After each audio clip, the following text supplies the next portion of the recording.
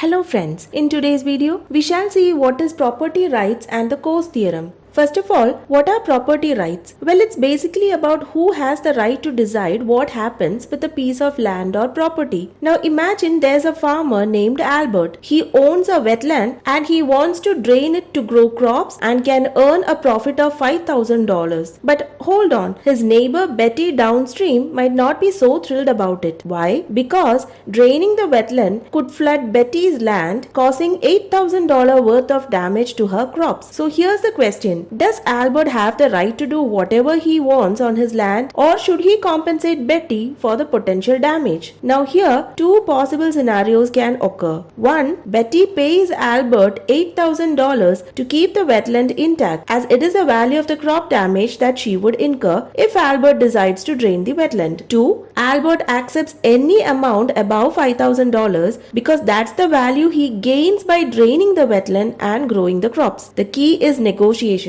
They can find a sweet spot between $5,000 and $8,000 where both parties benefit. It can lead to two possible outcomes. Outcome 1 is that suppose if Betty pays $6,000 to Albert, he gains an additional $1,000 and the wetland remains undrained. And outcome 2 is that a law is passed stating that no one can drain a wetland without the agreement of any affected parties downstream. So now an agreement is required between Albert and Betty for draining the wetland. But to do so, Albert must compensate Betty with $8,000, making it too costly for him as he earns only $5,000 as profit from draining the wetland, and any amount below $8,000 is not acceptable to Betty since she incurs that much crop damage from draining the wetland. So Albert and Betty cannot reach an agreement, and so the wetland remains undrained. So both the outcomes show that the wetland is not drained. Now suppose a new crop becomes popular which is suitable to grow in former wetlands, which will bring Albert a profit of $12,000 while the loss incurred from crop damage from draining the wetlands remains the same as $8,000 for Betty. Now a deal is possible. Albert can offer Betty any amount up to $12,000 to drain the wetland, and Betty would gladly accept any compensation over $8,000. The actual price that Albert would pay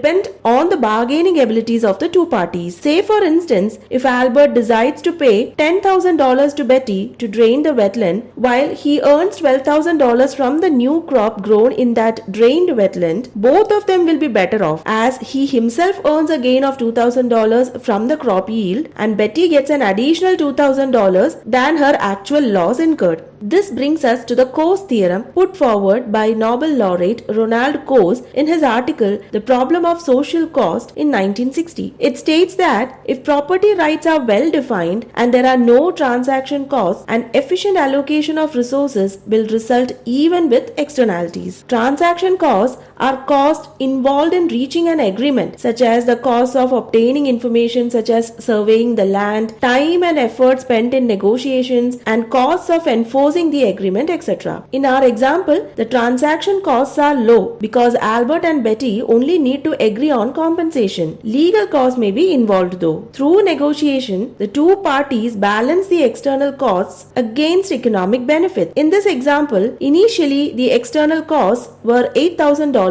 for Betty, while the economic benefit was only $5,000 for Albert. So, external cost here is greater than the external benefits. Hence, it was not worth to drain the wetland. However, the external cost remaining the same, an economic benefit of $12,000 for Albert makes the draining of the wetland valuable. That is, external benefit is greater than external costs of Betty. Irrespective of which farmer is assigned the property right, the efficient result will occur through negotiation. In the example, Albert is assumed to have the initial property rights to his wetland. This means he has the right to decide what happens with his land, including the decision to drain the wetland for agricultural purposes. Draining the wetland damages Betty's crops, creating negative externalities. The negotiation between Albert and Betty revolves around how this right is exercised and whether compensation should be provided to Betty for potential damages. The Coase theorem suggests that regardless of the initial property rights assignment, through negotiation, a mutually beneficial and efficient outcome can be reached even when externalities are